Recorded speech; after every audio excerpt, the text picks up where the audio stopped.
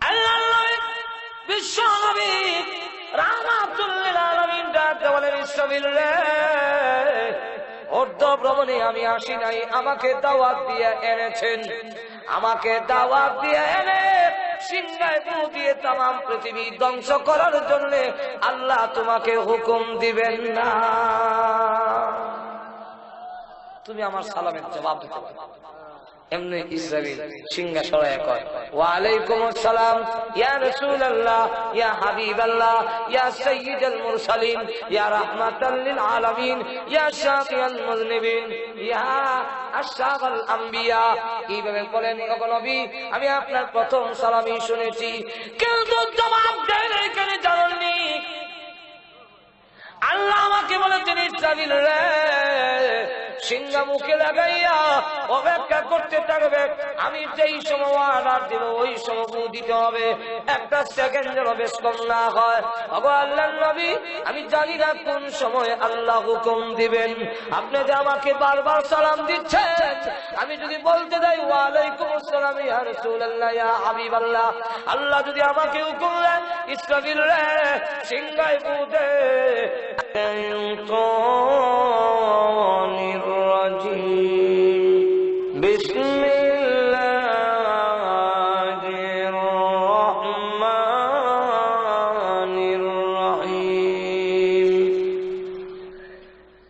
আজকের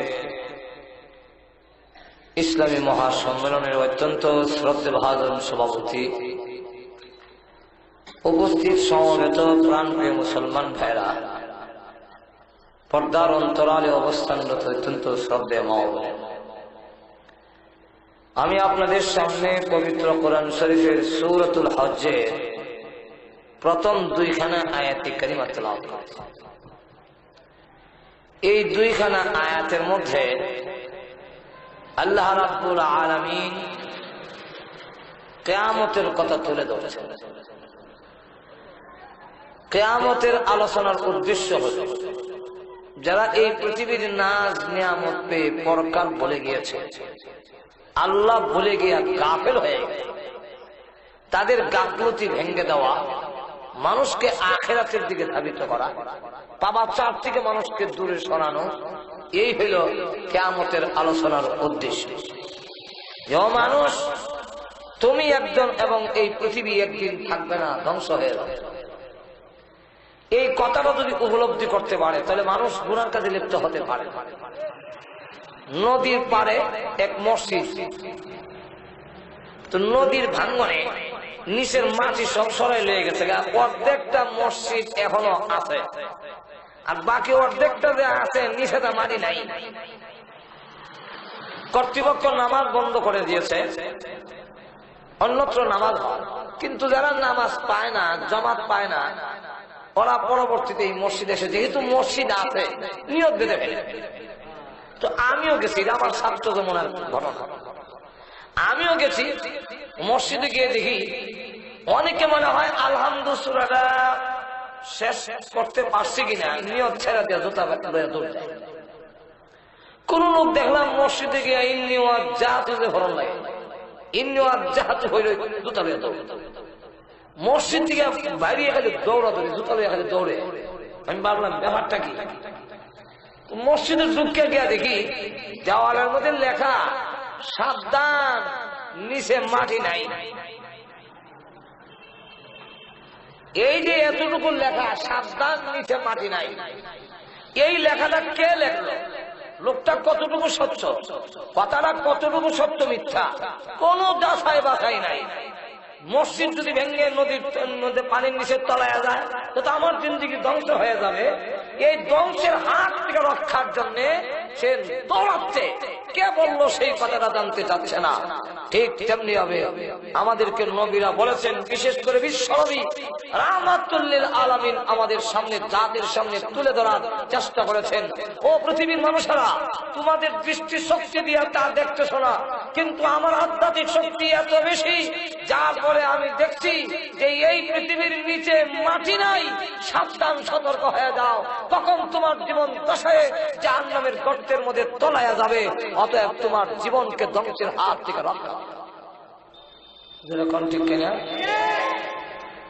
এই কিয়ামতের আলোচনা। কিয়ামতকে দুই ভাগে ভাগ করা হয়েছে। একটা হইল তামাম পৃথিবী একসাথে ধ্বংস হয়ে যাবে,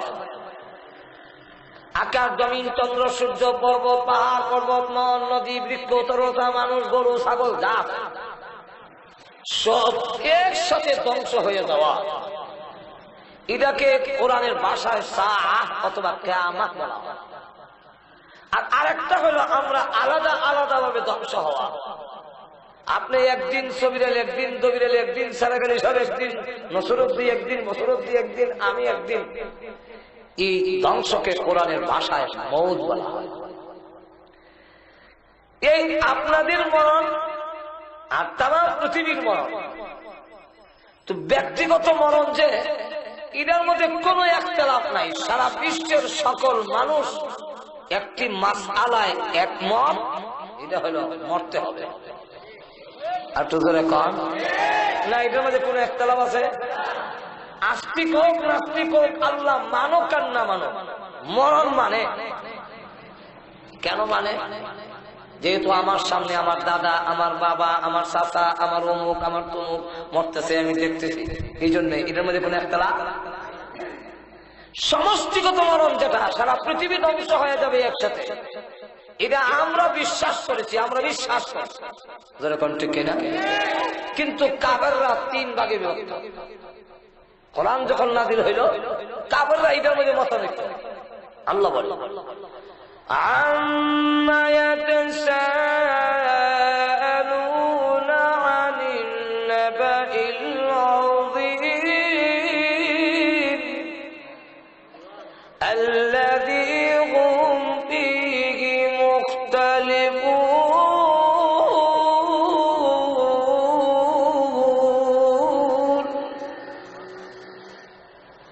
আনিন নাবাইল আযীম, নাবাইল আযীমের একটা অর্থ হলো কিয়ামত। আল্লাযী হুম ফীহি মুখতালিফুন, তার মধ্যে কাফেররা মতানৈক্য। তিন ভাগে বিভক্ত হলো। একদল কয় পৃথিবী ভেঙে ফেলবে আর সব ধ্বংস করে ফেলবে, এটা আমাদের বিশ্বাস হয় না। আর একদল কয় ওইলে তো ওই তো পারে নাও হতে পারে, সন্দিহান। আর আর একদল কয় হয় না কেন, এরকমই যদি হয় তো হয় না কেন? আল্লাহ রাব্বুল আলামিন বলেন, এখন আমি জি কাফেররা চায় হঠাৎ করে কিয়ামত এসে যাওয়ার জন্য, কিন্তু তাদেরকে বলুন হঠাৎ করে আমি দেব না, যেদিন আমার দেওয়ার ওই দিনই দেব। কিন্তু বুঝার জন্য কিয়ামত যাবে, পৃথিবী যে ধ্বংস হয়ে যাবে, এটা বোঝার জন্য আমি আমার পক্ষ থেকে আলামত পৌঁছাইয়া দিয়েছি। আমার পক্ষ থেকে তার শর্ত, তার আলামত। قد جاء أشراطها, আমার পক্ষ থেকে শর্ত পৌঁছে গিয়েছে, শর্ত পাঠিয়ে দিয়েছি, এগুলা দেখে যেন বুঝতে পারে কিয়ামত যে হবে। তো আল্লাহ রাব্বুল আলামিন বলেন তাদের কথা মতো কিয়ামত দেওয়া হবে না। কিয়ামত কোন দিন সংঘটিত হবে? এক তারিখটা আল্লাহ ছাড়া পৃথিবীর কাউকে, ফেরেশতাকে, নবীকে, দুনিয়ার কোন ওলি গাউস কুতুবকে আল্লাহ কাউকে জানান না, এটা সম্পূর্ণ আল্লাহর হাতে। আল্লাহ রাব্বুল আলামিন কোরআনে বলেন, অসুবিধা হইতেছে না আপনাদের? আল্লাহ কোরআনে বলেন يسألونك عن الساعة أيان مرساها فيما أنت من ذكراها إلى ربك منتهاها। অগণবিজি ইয়াসআলুনাকা আনিস সাআতি আইয়ানা মুরসাহা, আপনাকে প্রশ্ন করা হয়েছে কিয়ামত কোন দিন, আইয়ানা মুরসাহা, কোন দিন সংঘটিত হবে। তো আপনি বলে দেন ফিমা আনতা মিন যিকরাহা, এর আলোচনার সাথে কিয়ামত কোন দিন হবে তার তারিখ কওয়া, ডেট কওয়া, এটা আমার কাজ নয়, এর সাথে আমার সম্পর্ক নেই। এর সাথে সম্পর্ক হইল ইলা রাব্বিকা মুনতাহাহা, এর শেষ কোন দিন, পৃথিবী কোন দিন ধ্বংস হবে তার এলেম একমাত্র আমার রবের কাছে। যেরকম ঠিক কিনা? তাহলে আপনি কি পরের আয়াতে বলে দেয় ইন্নামা আনতা মুযিরু মান ইয়াখশাহা। কিয়ামতের কঠিন ময়দানে পরকালে আল্লাহর সামনে দাঁড়ায় জবাবদিহি করতে হবে। এই ভয় যাদের আছে তাকে ভয় দেখানিটা হলো আমি নবীর কাজ। তাহলে এখান থেকে একটা কথা সুস্পষ্ট হয়ে গেল, আমরা দেশে আবার একদল আছে যারা মিছিল করে, নবীর খুব ভালোবাসা মহব্বত দেখায়। যেরকম ঠিক কিনা? 12 রবিউল আউয়াল আসলে যেরকম ঠিক কিনা? আমি জিজ্ঞাসা করতে চাই, কোরআন হাদিস দলিল প্রমাণ এগুলো তো অবশ্যই আছে যে সাহাবায়ে কেরাম হযরত আবু বকর সিদ্দিক রাদিয়াল্লাহু আনহু 2 বছর শাসন করলেন, উমর রাদিয়াল্লাহু আনহু 2 বছর শাসন করলেন, উসমান গনি হযরত আলী রাদিয়াল্লাহু আনহু মিলে তারা দেখা গেল খেলাফতের যুগ 30 বছর রইল। এই 30 বছরের ভিতরে সাহাবায়ে কেরামের এই ইতিহাস কিতাবে লেখা আছে, খেলাফতের রাশেদা নামক কিতাবই আছে। এই 30 বছরের ভিতরে কোন সাহাবীর নেতৃত্বে একটা আনন্দ মিছিল বের হয়েছে বলে কেউ আজ পর্যন্ত প্রমাণ দেখাইতে পারে নাই, পারবেও না। তাহলে আর সাহাবায়ে কেরাম যদি আনন্দ মিছিল করলো না, কারণ এটা হতেও পারে না যে বিশ্ব নবীর আগমনের তারিখ এবং বিদায় হওয়ার তারিখ একই তারিখ, আসা এবং যাওয়া ইখতিলাফ বাদ দিলাম। 12 রবিউল আউয়াল মশহুর তারিখ যেহেতু গ্রহণ করে নিলাম, আল্লামা ইদ্রিস কান্দহলবী রাহমাতুল্লাহ লিখছেন কওলে মশহুর 12 রবিউল আউয়াল, মান নম্বর রবিউল আউয়াল, ইখতিলাফের দরকার নাই। 12 রবিউল আউয়াল রাসূলের আগমন তারিখ, অবশ্যই এটা আনন্দের। কিন্তু আবার 12 রবিউল আউয়াল যখন বিদায় হয়ে গেলেন, রাসূলের বিদায় হওয়ার কোন ব্যথা কি আপনাদের অন্তরে নাই? একটু জোরে কন। তাহলে রাসূল যেদিন বিদায় হয়ে গেল ওই দিন আনন্দ করবে সত্যিকারের কোন আশিক রাসূল, এই তারিখটা তার আনন্দ আসতে পারে না, বরং তার অন্তরে ব্যথা আসতে পারে। আনন্দ মিছিল তারাই করতে পারে যারা বিশ্ব নবীর বিদায় হওয়ায় আনন্দিত হয়েছে। এবং আজকের পত্রিকায়ও দেখবেন, পত্রিকা খুললে বিস্তার আনন্দ মিছিলের মধ্যে তাদের যিনি প্রধান তাকে একটা পালকির মধ্যে গাড়ির মধ্যে সাজাইয়া নবী বানাই দিছে তারে। যেমন বোঝা যায় এই নবী বিদায় হওয়ার হে নবী হইয়া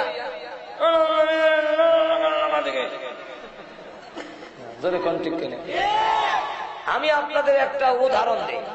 কোন এক লোকের 15 বছরের ভিতরে তার কোন ছেলে মেয়ে হয় না, দোয়া কালাম অনেক চিকিৎসা করে, জানুয়ারির 15 তারিখ এক ছেলে। এখন সে খুশি কিনা?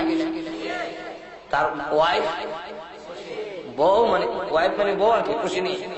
মা বাপ, শ্বশুর শাশুড়ি, 14 গোষ্ঠী, বাড়ির কুত্তা বিলাই হেরো খুশি। কেন খুশি? আর ডিউটি হবে যেরকম ঠিক আকিকা হইব। এখন এই ছেলেটা 5 বছর পরে আবার ঘুরাইয়া জানুয়ারির 15 তারিখ মারা গেল।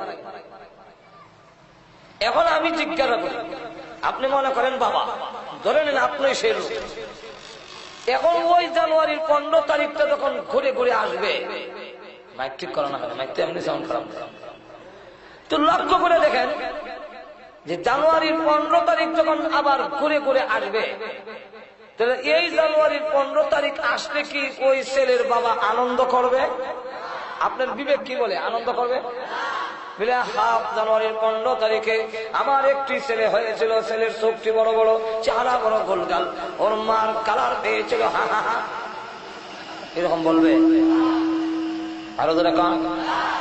তাহলে এই কথা যদি হয়, আপনার ছেলের চাইতে, আমরা আমাদের ছেলের চাইতে, আমরা আমাদের মা বাবার চাইতে, এমনকি আমাদের নিজের প্রাণের চাইতে রাসূলকে বেশি ভালোবাসি। সুতরাং রাসূলের বিদায় হওয়ার তারিখে কোন আনন্দ মিছিল হতে পারে না। আমি আর একটা উদাহরণ দেব। আমাদের বঙ্গবন্ধু শেখ মুজিবুর রহমান সাহেবের মৃত্যু তারিখ 15 আগস্ট। আমাদের দেশের আরেক নেতা এই তারিখে জন্ম তারিখ আছে না? কেক কাটে, আরেকজনের জন্ম তারিখে কেক কাটলো, অসুবিধা কি? এরপরে দেখা যায় আওয়ামী লীগ ভাইরা আপনারা কেস মামলা কইরা ওই তারিখটাকে জন্ম তারিখ বাতিল করার জন্য চেষ্টা করতেছেন। মাজরে কোন ঠিক কিনা? যে আমাদের মৃত্যু দিবসে আরেকজন যদি কেক কাটে, এতে বোঝা যায় আমাদের জন্ম তারিখ মৃত্যু তারিখটাই তিনি আনন্দ উল্লাস করে আমাদের কলিজে আঘাত দিতেছেন। তাহলে আরেকজনের যদি আনন্দ করলে আপনার আঘাত লাগে, আপনার নেতা মৃত্যু তারিখে করলে, বিশ্বনবী রাহমাতুল লিল আলামিন যেদিন পৃথিবীর থেকে বিদায় হয়ে গেল, ওই তারিখে ওনার আনন্দ মিছিল করলে এই আওয়ামী লীগরা তাড়াতাড়ি বোঝার দরকার। সুতরাং তাদের শাসনামলেই এই মিছিলের সমস্ত সবগুলো বন্ধ করে দিয়ে রাসূলের আনন্দ উল্লাস হতে পারে না। ওই দিন আনলে দোয়া করো, রাসূল সাল্লাল্লাহু আলাইহি ওয়াসাল্লামের কথাটা অন্তরে এনে অঙ্গীকার করো, বাকি জিন্দেগিতে কোনোদিন রাসূলের তরিকা আমরা ছাড়ব না। আর না হয় আমাদের হালতের উপরে একজন একটা কবিতা লেখছে, পেতাম নি একটা কবিতা লেখছে একজন, রবিউল আউয়াল আসলে নবী আপনার গুণগান গায়। আমাদের নবী কিন্তু শুধু মাসিক না, বাৎসরিক না। আমাদের নবী কি বাৎসরিক নবী? আমাদের নবী কি মনে করেন যে মাসের নবী?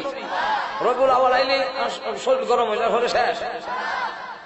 আমাদের নবীকে প্রতিটি মুহূর্তে স্মরণ না করলে কোনো আমলে আল্লাহর দরবারে গ্রহণযোগ্য হবে।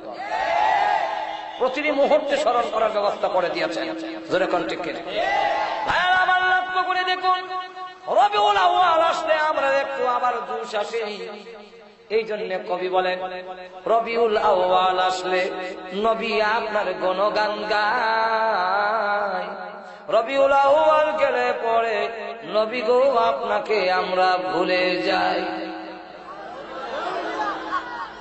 মিলাদ পড়ি, দরুদ পড়ি, কিয়াম করি, বড় বড় সেমিনার করি, জশ্নে জুলুস করি, আরো কত মিষ্টি খাই। মিছিলকারীদের চেহারার দিকে চাইলে পড়ে দাড়ির বংশ নাই। যেরকম ঠিক কিনা? এই হলো আমরা যেরকম ঠিক না। আল্লাহ নবী বিশ্ব নবী রাহমাতুল লিল আলামিন যেদিন পৃথিবী থেকে বিদায় হয়ে গেলেন, আবু বকর সিদ্দিক রাদিয়াল্লাহু আনহু এত ব্যথিত হলেন, কলিজায় এমন আঘাত লাগলো, তিনি ডেকে বলেন, নবী বিদায় হয়ে যাওয়ার ব্যথা আমি বরদাস্ত করতে পারি না। 2 বছর 3 মাস 11 দিন তিনি জীবিত ছিলেন। এর ভিতরে তিনি কথা বললে ভিতর থেকে কলিজা পুরা গন্ধ বের হতো। হযরত আবু বকর সিদ্দিক রাদিয়াল্লাহু আনহু শুকাইতে লাগলেন, কঙ্কাল হয়ে গিয়েছিলেন, কলিজা ভিতরে পুড়ে গিয়েছে। ঘুমায়া ঘুমাইয়া আখরাতে তিনি শ্বাস ছাড়তেন, উপরে সামিয়ানার মধ্যে দাগ পড়ে গিয়েছিল। ইতিহাসের কিতাবে লেখে উপরে দাগ পড়ে গিয়েছে, আমার নবী নাই, আমার নবী নাই। নবীর বিরহ ব্যথা আবু বকর সিদ্দিকের মনে যদি আঘাত লাগলো, আবু বকর সিদ্দিক রাদিয়াল্লাহু আনহু চাইতে কি আমাদের দেশের যারা মিছিল দেয় হেরার মহব্বত বেশি। বারবার লক্ষ্য করে দেখুন, শুধু তা না, নবীজির কলিজার টুকরা সন্তান, অন্যের কথা বাদ দিলাম, নবীজির কলিজার টুকরা সন্তান যিনি আল্লাহর নবী দাওয়াতের কাজে গেলে হযরত খাদিজাতুল কুবরা রাদিয়াল্লাহু আনহা পৃথিবী থেকে বিদায় হওয়ার সময় কাঁদলেন। জিজ্ঞাসা করে, কাঁদলেন কেন? খাদিজাতুল কুবরাকে জিজ্ঞাসা করেন, আল্লাহর নবী বললেন, খাদিজা তুমি কাঁদো কেন? খাদিজাতুল কুবরা রাদিয়াল্লাহু আনহা বলেন, 2টা কারণে কাঁদি। একটা হলো আমি বিদায় হয়ে গেলে কবর কি লইয়া যাব, ভয় লাগে গো কবর কি নিয়ে যাব। আর একটা হলো আমি বিদায় হয়ে গেলে আপনার পাশে খেয়ে দাঁড়াবো। নবীজি, আমি তো আপনার পাশে ছিলাম, আমি বিদায় হয়ে গেলে কাফেররা যদি নির্যাতন করে আপনার দাওয়াতের কাজে বাধার সৃষ্টি করে কে দাঁড়াবে? ফাতেমা ছোট মেয়ে এমনি ডাক দিয়ে বলে, আম্মা আপনি কাঁদেন না, আমি ওয়াদা দিলাম আপনি বিদায় হয়ে গেল আমি আমার আব্বার পিছন কোনোদিন ছাড়বো না। আল্লাহ নবী দাওয়াত দিতে গেলে পিছনে কবরের মধ্যে ফাতেমা ধরে রাখতেন। নবীজি লা ইলাহা ইল্লাল্লাহ দাওয়াত দেয়, ফাতেমা নবীজির কবরের মধ্যে ধরা। এই অবস্থায় হযরত ফাতেমা রাদিয়াল্লাহু আনহা বিদায় হওয়ার সময় বলেন, ওগো আব্বা আপনি বিদায় হয়ে গেলে আমি কেমনে এই দুনিয়াতে আর থাকবো? আব্বা আমার যে মা নাই, ভাই বোন কেউ নাই, আপনি বিদায় হয়ে গেলে আমি কার কাছে যাবো? কে আমাকে প্রভু দিবে? আমার চুলায় আগুন ধরে না, হাসান হুসেইন কান্দে, তখন আমি কি দিব? আমি কাকে কার সামনে নিয়ে হাজির করব? আল্লাহ নবী বলেন, আমি তোর কথা বলতে পারি না, তোর কানটা দেখ আমার টুরির উপরে আমি বলবো। টুরির উপরে রাখলে পরে ফাতেমা রাদিয়াল্লাহু আনহার কানে আল্লাহ নবী বলেন, মা গো কান্দিস না, আমি পৃথিবীর থেকে বিদায় হওয়ার পরে তোমার বেশি দিন কষ্ট করতে হবে না। কবরের জগতে সর্বপ্রথম আমার পরিবার এবং আমার সাহাবীদের থেকে সর্বপ্রথম তোমার সঙ্গে আমার দেখা হবে। হযরত ফাতেমা রাদিয়াল্লাহু আনহা কিছু সময় চললে মুস্কি হাসি দিলেন, কিন্তু রাসূল বিদায় হওয়ার পরে এই বিরহ ব্যথায় যে তিনি শুয়ে পড়লেন, এই যে বিছনায় শুইলেন, 4 মাস মতান্তরে 6 মাস হযরত ফাতেমা রাদিয়াল্লাহু আনহা বিছনায় শুয়েছিলেন, আর উঠতে পারেন নাই। এই বিরহ ব্যথা যখন হযরত আবু বকর সিদ্দিক রাদিয়াল্লাহু আনহুকে লক্ষ্য করে বলছিলেন, ওমর রাদিয়াল্লাহু আনহু, হযরত আলী তাদেরকে লক্ষ্য করে ফাতেমা বলেন, ও আবু বকর আপনিও আমার আব্বাকে রওজা শরীফে রেখে দিলেন, ও আলী ও ওমর তোমরা কেমনে আমার আব্বাকে নিয়ে রওজাতে রেখে দিলে? হযরত ফাতেমা কাঁদলো, সব কারণে ওই ইতিহাস টানতে গেলে দেখা যাবে আজকের এই সময়ে আমার কোলাবে না। সকল কান্দে, সাহাবায়ে কেরাম কান্দলো, কেউ তো আনন্দ মিছিল বের করলো না। অতএব কোন মানুষ ওই 12 রবিউল আউয়ালে আনন্দ মিছিল বের করতে পারে না। যারা কন্টিকে এরা দেখতে দেখা যায় যে আমি খুব মহব্বত, খুব আমি রসুলের আসে, আসলে আসলে নাই। আশিক যদি থাকতে সত্যিকারের আশিকের রসুল হইল যে রসুলের কথা মানে অহরহ। এক বুজুর্গকে তরমুজ দেওয়া হয়েছে, হুজুর তরমুজ খান, হ্যাঁ যেই মাত্র বলা হয়েছে হুজুর তরমুজ খান, উনি বলেন আমি তরমুজ খাবো না। কেন হলো? তরমুজ খাইলে কি ঠান্ডা লেগে যায়? বললেন না।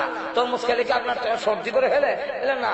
তো তরমুজ খাওয়া কি না যায়? বললেন না। তা আপনি খান না কেন? দিলাম। বলে আমি তরমুজ খাবো না। বলে কেন খাবেন না? বলে আমার রসুল তরমুজ খাইছেন কিনা আমি জানি না, এবং খাইলে ওনার খাওয়ার পদ্ধতি কি ছিল যতক্ষণ পর্যন্ত আমি জানবো না, আল্লাহর কসম তরমুজ আমি খাবো না। এটাকে বলা হয় আশিকা। এখন লক্ষ্য করে দেখেন যে এই অবস্থায় আল্লাহ নবী বিশ্ব নবী রাহমাতুল লিল আলামিনকে আল্লাহ নবী আল্লাহ রাব্বুল আলামিন যা জানাইছে তা জানতেন। যদি সব জানতেন, আমরা দেশে যারা বলে যে নবী সব জেনে নাই, নবী যদি সব জেনে ফেলতেন তাহলে কিয়ামত কত সালের কত তারিখে হবে এটাকে বলে গেছেন। তাহলে আপনারা কি মনে করেন রাসূল জানেনও বলেন নাই? তাহলে বোঝা গেল রাসূলকে জানান নাই। কেন জানান নাই এটা বলবো পরে। এখান থেকে বোঝা গেল যে আল্লাহ তার রসুলকেও জানান নাই, অর্থাৎ রসুল তা জানেন আল্লাহ যা জানাইছেন।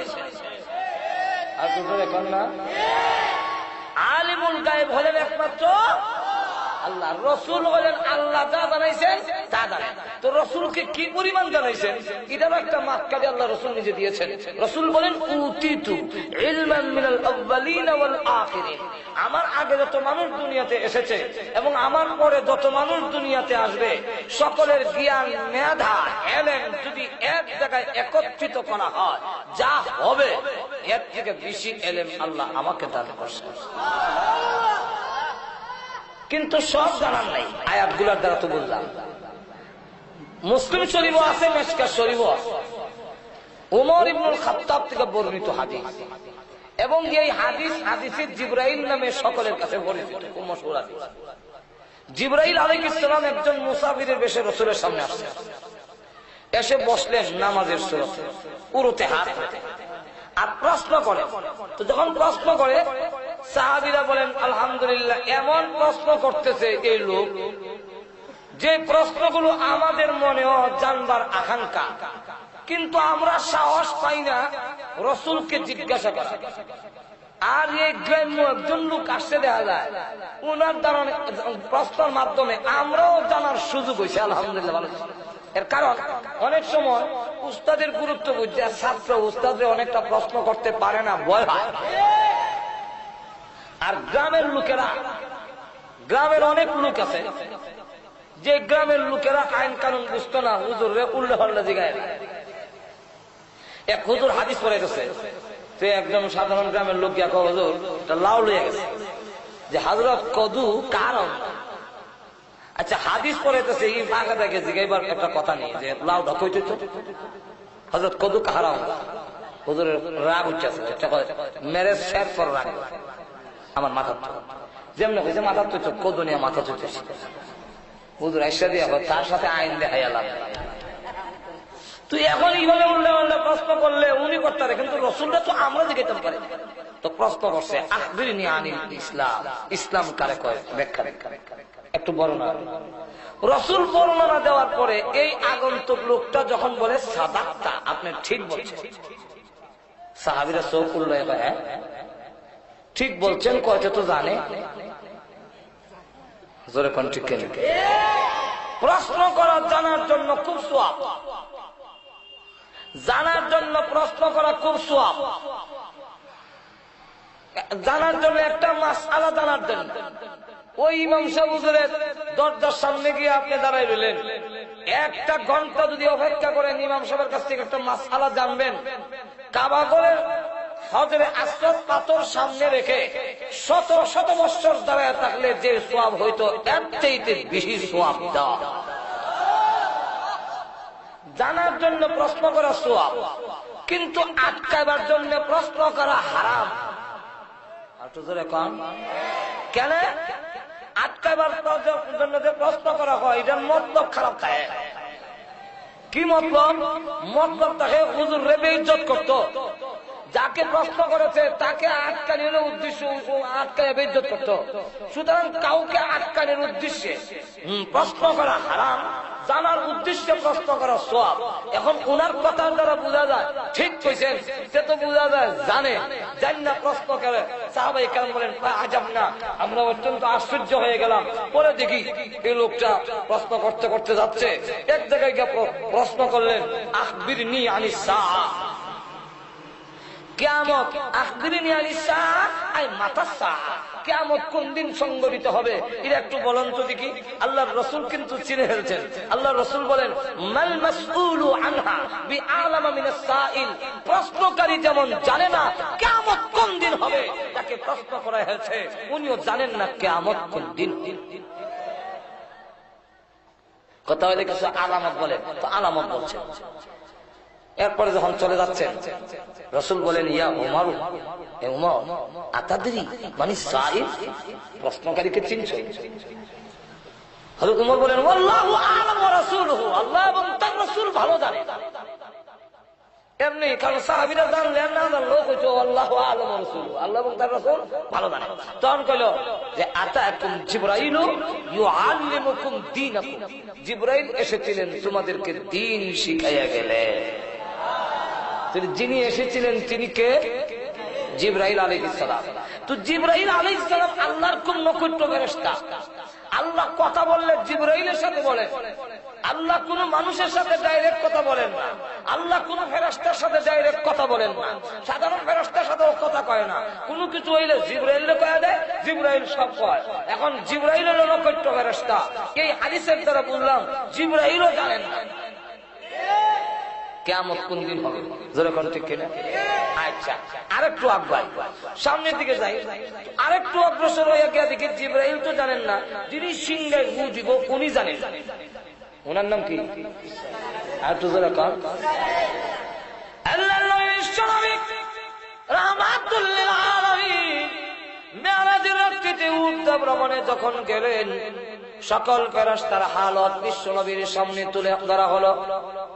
কোন ফেরেশতা কোন অবস্থায় আছে সবগুলো নবীর সামনে তুলে ধরলেন। হঠাৎ করে বিরাট বড় একটা মূর্তির সামনে পড়লো, এত বড় এই তামাম পৃথিবীর সমান হইল লৌহে মাহফুজের একটা প্লেট, যেখানে কোরআন আমরা সবের ছবি আছে। কোন ভাতারা কোন সময় করবে, কোন আপনার ধানের ধান দানা যা আছে মাটির তলে পড়বে, কোন সময় কোনটা মাটির তল থেকে উঠবে, সব লৌহে মাহফুজের মধ্যে লেখা। একটা প্লেট, এই প্লেটটা রাখছে কোথায়? তাফসীরে ইবনে কাসিরের মধ্যে লেখেন ইসরাফিল আলাইহিস সালামের দুই চোখের গ্রুজে আছে, এটার মাঝখানে যে হাত জায়গাটা আছে ওইখানের মধ্যে লৌহে মাহফুজটা ফিট করে রেখেছে। তামাম পৃথিবীর সমান যদি কপালটা হয় তাহলে চেহারা কত বড় আর শরীর কত বড়। এখানে একটা প্রশ্ন হয় যে ইসরাফিলের কপাল রাখলেন কেন? কোরআন শরীফ যে বড় লেখা এটা ইসরাফিলের কপালও কেন? জিবরাইলের কপালে রাখলেন না সুবিধা আছে? রাসূলের কাছে নাজিল করার সময় এখান থেকে দিলেই তো এটা কইতাম নি। তাফসীরের কিতাবে লেখছেন আল্লাহ যখন বললেন وَإِذْ قُلْنَا لِلْمَلَائِكَةِ اسْجُدُوا لِآدَمَ فَسَجَدُوا إِلَّا إِبْلِيسَ।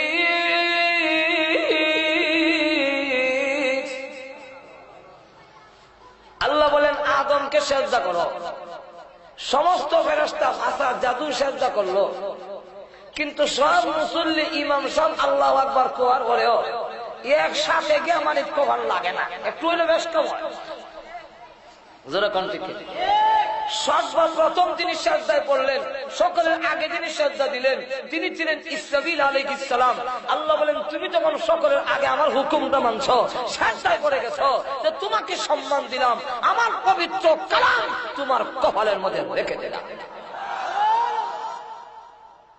তাহলে ইসরাফিল আলাইহিস সালামের কবর কোরআন শরীফ রাখার ফলে ওনার কি ফায়দা হইল? ওনার ফায়দা তাফসীরের কিতাবে লেখেন আল্লাহ তার কুদরতি দৃষ্টি দৈনিক 360 বার লৌহে মাহফুজের দিকে চায়, আর এই চাওয়ার কারণে ইসরাফিলের দিকেও আল্লাহর নজর হয়ে যায়। তখন লাভ হইছে না ক্ষতি হইছে? আচ্ছা রাখ ইসরাফিল আর মুখের মধ্যে একটা সিংহা লাগানো। এই পৃথিবীর যতটা প্রাণী আছে ততটা ছিদ্র তার সিংহের মধ্যে আছে। ধারণ করে গাঁটটা কাট করে আমরা খাবো, হাতিও দেয়। আল্লাহু আকবার। ইংল্যান্ডের রানীর বাড়ির সামনে দুইটা পুলিশ কারা থাকে সবসময়, জিন্দা না মুর্দা বুঝার কোন উপায় নেই। আমিও গেছি সামনে, আরো অনেক মানুষ গেছে, গিয়ে কত চেষ্টা করলাম ফাঁকি দেওয়া লাগে। আমরা আগে ছোট সময় কইতাম না বলে হাতি না দিয়ে হাতি আয় হয়, কিন্তু এরা এমন ট্রেনিং দেওয়া, এরা সামনে গিয়ে হাত লড়াই হাতি দেয়। আবার যায় সময় এরা এমন মুর্দা মানুষরা হাত লাগান একটা। এটা হলো রানীর বাড়ির ইজ্জত সম্মান। 24 ঘন্টা 2 জন পুলিশ বদলাইয়া দাঁড়ায় থাকে, এরা লড়ন নাই। ইসরাফিল এমন হাতি মানে না। আল্লাহ রসুল বলেন ইয়া আখি, রসুল কিছু জিগাইতে হইলে জিবরাইল জিগায় ইয়া আখি জিবরাইল মান হাজার রাজুল, উনি কে? জিবরাইল কো হুজুর উনার নাম ইসরাফিল আলাইহিস সালাম। আল্লাহ রসুল বলেন তে একটা সালাম দেওয়ার দরকার, আসসালামু আলাইকা, আসসালামু আলাইকা ইয়া ইসরাফিল। জবাব দেব দূরের কথা, হাতিও দেয়। আবার বলেন আসসালামু আলাইকা ইয়া ইসরাফিল, যেমন বোঝা যায় কানে শুনছি। 3 বার সালাম দেওয়ার পরে রসুল বুঝে ফেললেন কেন সালামের জবাব দেয়। আল্লাহর নবী বিশ্ব নবী রাহমাতুল লিল আলামিন তিনি ডাক দিয়া বলেন রে ইসরাফিল, অর্ধ ভ্রমণে আমি আসি নাই, অর্ধ ভ্রমণে আমাকে মহান আল্লাহ দাওয়াত দিয়া এনেছেন। রসুল গেছেন না নিছেন? ভাইরা আমার, আল্লাহর নবী বলেন আল্লাহ আমাকে দাওয়াত দিয়ে এনেছেন। কেউ কাউকে দাওয়াত দিয়ে আনলে রাগ থাকলেও রাগ দেখায় না। জোরে কোন ঠিক আল্লাহর নবী বিশ্ব নবী রাহমাতুল লিল আলামিন ডাক বলেন ইসরাফিল রে অর্ধ ভ্রমণে আমি আসি নাই, আমাকে দাওয়াত দিয়ে এনেছেন, আমাকে দাওয়াত দিয়ে এনে সিংহায় ফু দিয়ে তামাম পৃথিবী ধ্বংস করার জন্য আল্লাহ তোমাকে হুকুম দিবেন না, তুমি আমার সালামের জবাব দিতে পারো। এমনি ইসরাফিল সিংহা সরায় কয় ওয়া আলাইকুম আসসালাম ইয়া রাসূলুল্লাহ ইয়া হাবিবাল্লাহ ইয়া সাইয়্যিদুল মুরসালিন ইয়া রাহমাতাল লিল আলামিন ইয়া শাফিউল মুযনিবিন ইয়া আশরাফুল আম্বিয়া। এইভাবে বলেন ওগো নবী আমি আপনার প্রথম সালামই শুনেছি, কিন্তু জবাব দেন নাই কেন জানেননি? আল্লাহ আমাকে বলেছেন ইসরাফিল রে সিংহা মুখে লাগাইয়া অপেক্ষা করতে থাকবে, আমি যেই সময় অর্ডার দিব ওই সময় ফু দিতে হবে, একটা সেকেন্ড যেন বেশ কম না হয়। ওগো আল্লাহর নবী আমি জানি না কোন সময় আল্লাহ হুকুম দিবেন, আপনি যে আমাকে বারবার সালাম দিচ্ছেন, আমি যদি বলতে যাই ওয়া আলাইকুম আসসালাম ইয়া রাসূলুল্লাহ ইয়া হাবিবাল্লাহ, আল্লাহ যদি আমাকে হুকুম দেয় ইসরাফিল রে সিংহায় ফু দে, আল্লাহর হুকুমটা পালন করতে দেরি হবে বলে এতক্ষণ শুনেও আমি আপনার সালামের জবাব দেই নাই। তাহলে এখন চিন্তা করে কত গুরুত্ব সহকারে হুকুম পালন করে, আর ইসরাফিলও জানে না কোন দিন ফু দিবেন। এটা সম্পূর্ণ কার কাছে? আল্লাহ কেন লুকায় রাখলেন? আল্লাহ বলে দেখায়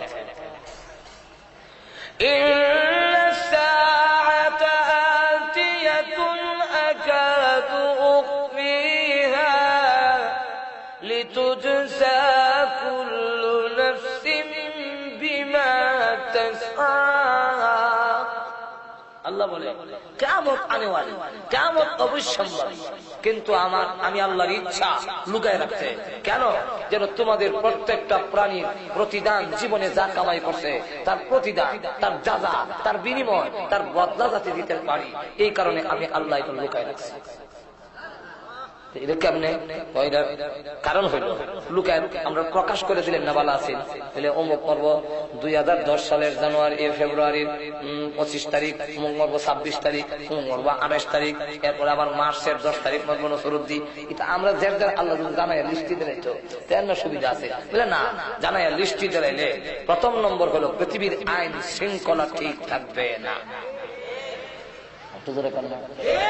আপনারা এই নন্দনপুর বাজারটা ওই পুলিশ আর্মি বিডিআর কন্ট্রোল করতে পারত না, কারণ যে সময় জ্বালার গাড়ি লয়ে যাব এই সময় গাড়ি ঘোড়া যেভাবে বিল লাগায়, এখন যদি হেজাই না যায় যে 2020 সালের ফেব্রুয়ারির 15 তারিখ মারা যাইব, হে জ্বালান মাঝখান দিয়া রাস্তার মাঝখান দিয়ে আঁকবো, ট্রাক আইয়া বিছেন্দা অরণ দিল হেল অর্থ না কবে উঠে তো যাবো, আমার এখন টাইম নাই, কারণ হে জানে এখন উপরে গেল মরতো না। 2020 সালের জানুয়ারির 10 তারিখ বা ফেব্রুয়ারি 15 তারিখ মারা যায়, ধরে কোন ঠিক কিনা? আর এমনি একটা সিএনজি এসে পিছিয়ে যাচ্ছে খালি হরণ দেয় হুট করে, এমনি দেখা যায় হ্যাঁ উঠটা দৌড় দিয়ে গিয়ে কাটা ফেরা হয় মনে হয় সরকারি আজকা বাড়ি দিয়ে বউরে করে একটা মুরগি সৎকা দেয় বেলে খেলে বেলে গ্যাস কম কাছে সাক্ষাৎ করে ধরে কোন ঠিক না? ঠিক এলো এক বিশেষ মন্ত্রী করেন যেত না, যাইতাম সরাই, এখানে হইলে আসল পয়েন্ট হইলে আজকে সরাই, এখানে টিউনো সাহেব এবং উপজেলার চেয়ারম্যান সব পয়সা রয়েছে জানেন তো, একটু উত্তপ্ত এখানে কথা বলছেন, এখানে একটু উত্তপ্ত ভাব না, এর লেগে এখানে যাওয়ার লাগে। তো আপনারা একটা সাইড আবার এখানে যাইতাম, অত বেশি সময় যেমন দিত না, আর এখনো অত বেশি দেয় না।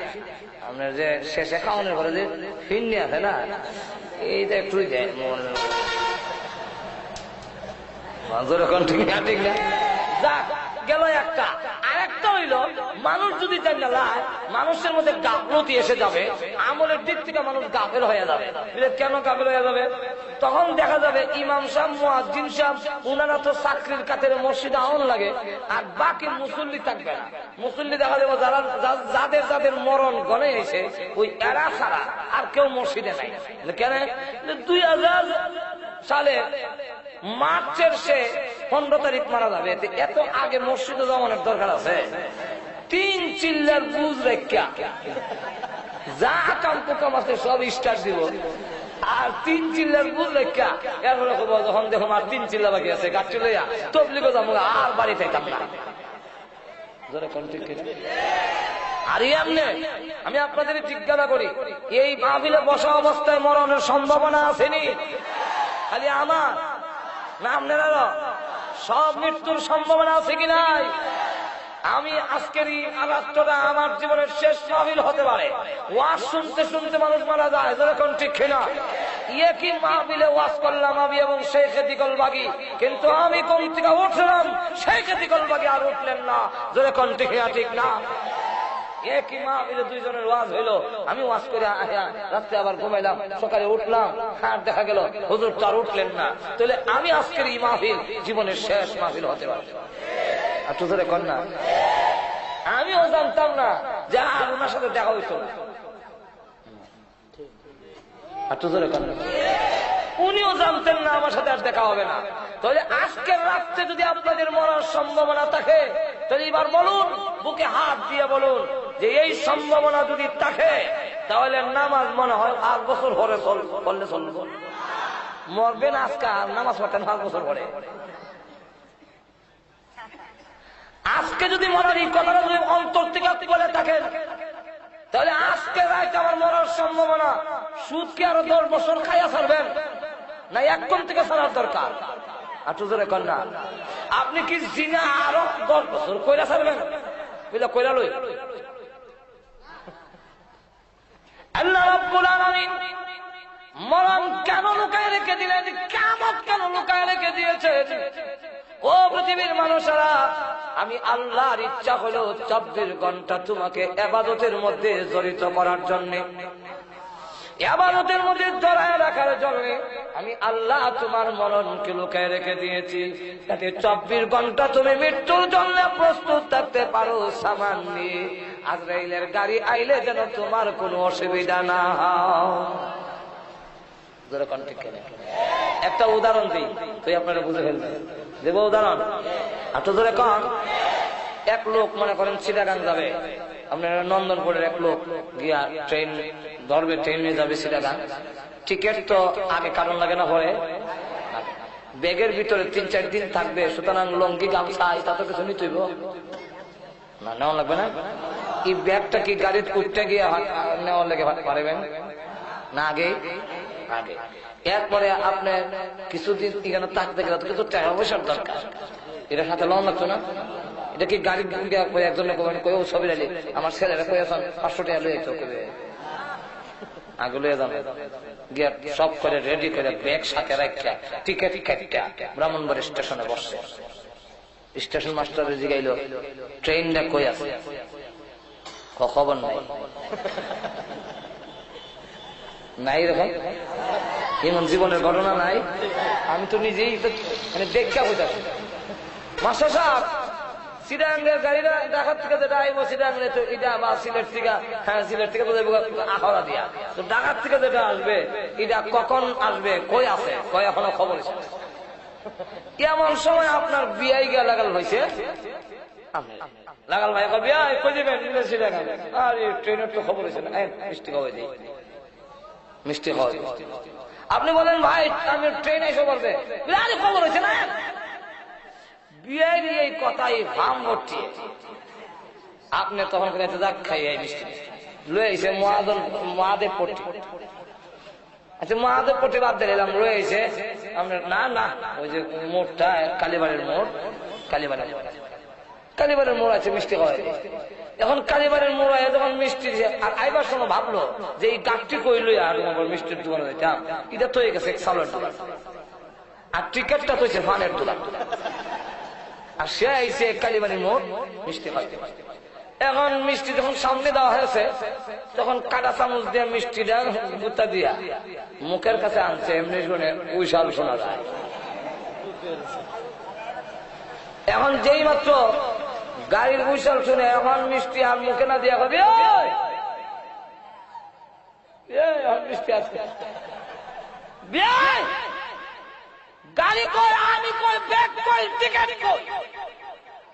এখন একবার উঠে একবার এখন কি করি, জোরে কোন ঠিক কিনা?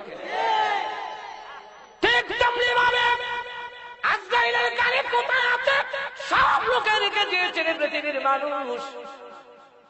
যাবি তুই কবর হইয়া, হাসরের মাঠ হইয়া, জান্নাতে তোর যেতে হবে তোমার পারি। তুমি এখান থেকে টিকিট কেটে প্রস্তুত থাকো। আজরাইলের গাড়ি কোথায় আছে তোদেরকে জানাইলাম না, জানলে কিছু গাফলতি এসে যাবে, যাতে প্রস্তুত থাকতে পারো। যদি কবরের টিকিট থাকে, হাসরের মাঠের সামান থাকে, আজরাইলের গাড়ি আইলে তোমার হতাশা হওয়ার দরকার পড়বে না। আর যদি সামান না থাকে, আজরাইল আইলে তোমার হতাশার সীমা থাকবে না। হযরত বিলাল রাদিয়াল্লাহু আনহু সামনে এসে আছেন। আসসালামু আলাইকুম ইয়া বিলাল। সালাম। আল্লাহ আপনাকে সালাম দিয়েছেন।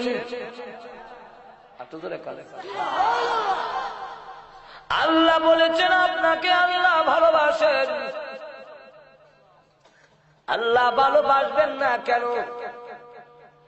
বেঈমান কাফেররা গাত্রাঘাত করে, উনি জোরে জোরে আল্লাহু আহাদ বলে।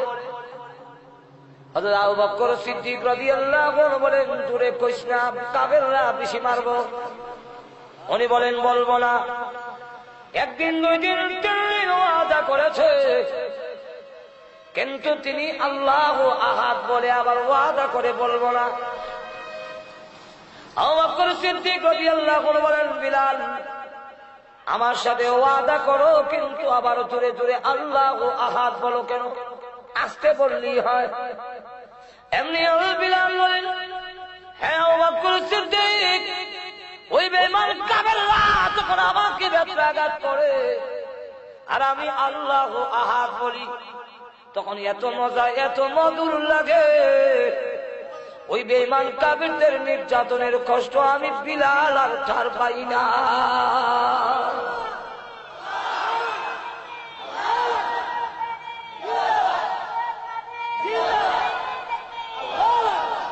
হযরত বিলাল রাদিয়াল্লাহু আনহু তুই আল্লাহরে ভালোবাসা। ও আজরাইল যাও, আমার বিলালের কাছে গিয়ে বলো আমি আল্লাহ তাকে ভালোবাসি। আজরাইল আলাইহিস সালাম বলেন, ও বিলাল রাদিয়াল্লাহু আনহু, আল্লাহ আপনাকে ভালোবাসেন, এই কারণে আবার বললেন না যে আগামী বৈশাখ মাস হয় না, রেডি হয়ে যান, রূহ বের করা হবে। হযরত বিলাল রাদিয়াল্লাহু আনহু বলেন, না, রেডি হওয়ার সময় দেওয়ার আমার দরকার নাই, কারণ তুমি জানো না আজরাইল মুসলমান, খাঁটি মুসলমান তার নাম যে মৃত্যুর জন্য 24 ঘন্টাই প্রস্তুত থাকে। এখন আমাকে সময় দিতে হবে না, আমি রেডি আছি। তবে ওই বেঈমান কাফেররা আমাকে যখন মারত, আমি মনে করতাম আজকের এই দিন আমার জীবনের শেষ দিন, আজকে আমার জীবন শেষ হয়ে যাবে। এই বলে আমার জীবন শেষ, শহীদ হয়ে যাব। কিন্তু শাহাদাত বরণ করা আমার কপালে নাই, আমার ভাগ্যে নাই, শহীদ হতে পারি নাই। তাই এখন আপনার কাছে দরখাস্ত, আল্লাহ রাসূল বলেছেন, আল্লাহ যাকে ভালোবাসেন মরণের সময় যদি কোনো দরখাস্ত করে, ওই দরখাস্ত পূরণ না হইলে আজরাইল তার গায়ে হাত লাগায় না। আমার আকাঙ্ক্ষা, আমি এখন এমন ভাবে মরব, আমি আল্লাহর গোলাম, আল্লাহ আমার মনিব, আমি আল্লাহর কুদরতি পায়ের মধ্যে সেজদা দিয়ে পড়ে থাকবো, আর তুমি আমার রূহ বের করবে। আমি এখন 4 রাকাত নামাজের নিয়ত বাঁধবো। প্রথম রাকাতে রূহ বের করো, হাত দিও না। দ্বিতীয় রাকাতে হাত দিও না। তৃতীয় রাকাতে হাত দিও না। চতুর্থ রাকাতের প্রথম সেজদায় হাত দিও না। শেষ সেজদায় যখন পড়বো, আল্লাহর কসম করে বলি, রূহ বের না করা পর্যন্ত আমি বিলাল আর জমিন থেকে মাথা উঠাবো না। আমার রূহ বের। আল্লাহ রাব্বুল আলামিন বলেন, আজরাইল বিলালের দরখাস্ত মঞ্জুর হয়ে গেছে। সাজদারত অবস্থা ওনার রুহু বের করা হলো। তাহলে 24 ঘন্টা মৃত্যুর জন্য যাতে প্রস্তুত থাকি, আল্লাহ এই কারণে আমাদের মরণটাকে লুকে রেখে দিয়েছেন। মেনে নিলাম আপনি তবলিগে গেলেন গে 3 চিল্লা, আর বাকি আকাম কুকাম করলেন, আর গিয়া তওবা করে নিলেন 3 চিল্লা, সব মাফ করে নিলেন, আল্লাহ মাফ করে নিলেন, আল্লাহ তওবা কবুল করলেন। কিন্তু 3 চিল্লা 4 মাস আপনি কি আমল করবেন? ঘুষ ছাড়ো, নাচ গান ছাড়ো, মদ ছাড়ো, সব জিনা ছাড়ো, সব জবরদস্ত ছাড়ো, সব ছেড়ে দিয়া নামাজ পড়ো, দাড়ি রাখো, টুপি লাগাও, পাঞ্জাবি লাগাও। মরার পরে কিন্তু পাঞ্জাবি লাগাইতেই হবে, হুজুরের পোশাক তোমার লাগাইতেই হবে। জোরে কণ্ঠে হ্যাঁ ঠিক না? ওই মরার পরে লাগাইলে কোনো কাজ হইতো না, এখন থেকে লাগাও। জোরে কণ্ঠে তুমি মাথার দাও, দাড়ি রাখো, পাঞ্জাবি লাগাও, সুদ খাইও না, ঘুষ খাইও না, জিনা করো না, নাচ গান করো না, বেপরদা হইও না, নামাজ পড়ো।